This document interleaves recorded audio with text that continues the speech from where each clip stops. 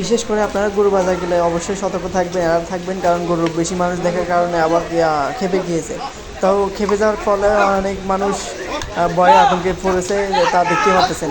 বিস্তারিত কিছু বলার মতো দেখেন, দেখতেই থাকুন।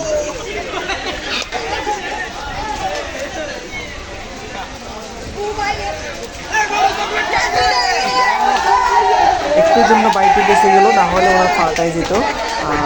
আমার সমস্যাটা ঘুষে খেলে কি আর হতো, পা একটু ব্যথা হয়তো। গরু নিয়ন্ত্রণ না আনতে মেনে তারা এক পর্যায়ে বেশি টানাটানি কারণে গরু অতিরিক্ত খেপে গিয়েছে। তা আমরা দেখতে পাচ্ছেন, আর মানুষের পরিচয়ের কারণে গরু আরও অতিরিক্ত উষ্ণ মেজাজি হয়ে গেছে।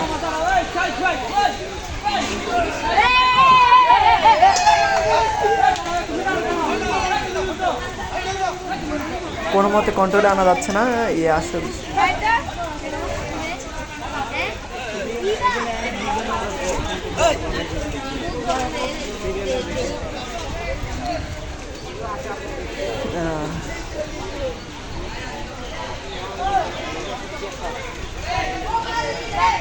বেশিরভাগ গরু এমনই আছে যা পাকবাতে ফিকির মেয়ে আছে।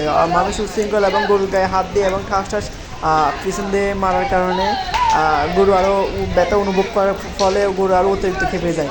তা আপনারা বিশেষ করে দেখতে পাচ্ছেন।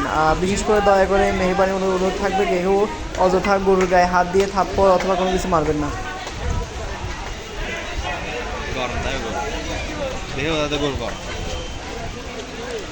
এখানে সবচেয়ে বড় গরু হচ্ছে যে এটাই, এটার দাম আমরা মূল্যেছিলাম 4.5 লাখ টাকা বলছিল।